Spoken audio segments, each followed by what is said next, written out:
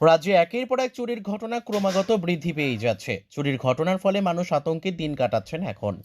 এরই মধ্যে মঙ্গলবার রাতে বিজয় কুমার চৌমোহনীস্থিত জয়রাম মেডিকেল স্টোরে হাত সাফাই করল চোরের দল। দোকান মালিক সৌম্যজিৎ পাল বুধবার জানিয়েছেন, প্রতিদিনের মতো মঙ্গলবার রাত 10:30 নাগাদ দোকান লাগিয়ে বাড়ি চলে গিয়েছিলেন তিনি। সকালে দোকান খুলতে গিয়ে তিনি দেখতে পেয়েছেন দোকানের দরজা ভাঙা রয়েছে। সাথে সাথে পুলিশকে খবর পাঠিয়েছেন। তিনি আরও জানিয়েছেন, চোরের দল হানা দিয়ে নগদ 40,000 টাকা সহ প্রায় 1.5 লক্ষ টাকার বিভিন্ন সামগ্রী নিয়ে পালিয়েছে। খবর পেয়ে ঘটনাস্থলে ছুটে যায় পুলিশ। পুলিশ একটি মামলা নিয়ে ঘটনার তদন্ত শুরু করেছে।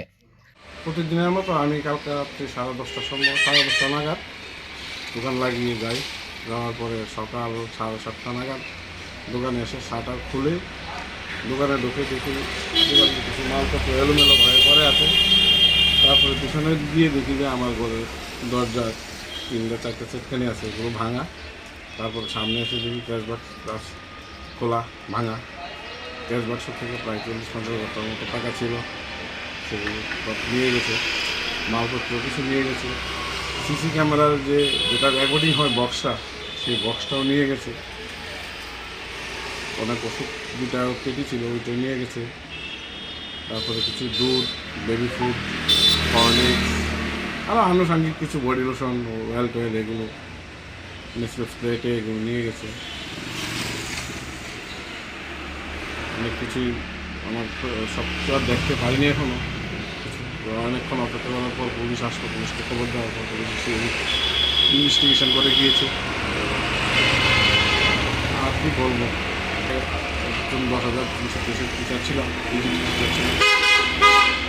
তারপর নিজের থেকে স্বাবলম্বী হওয়ার জন্য একটা মেডিসিনের দোকান দিই, কিন্তু চোরের উপর দিকে তো সেখানেও থাকতে পারছি না।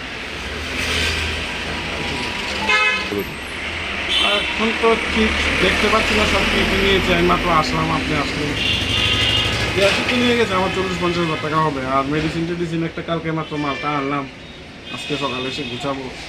2টা পেটি নিই, তাছাড়া অনেক বেবি ফুড তো নিয়ে আনুমানিক 1.5 লাখ টাকা তো হবেই। আমি সন্দেহ আর করবো, bureau report, news tele Bharat.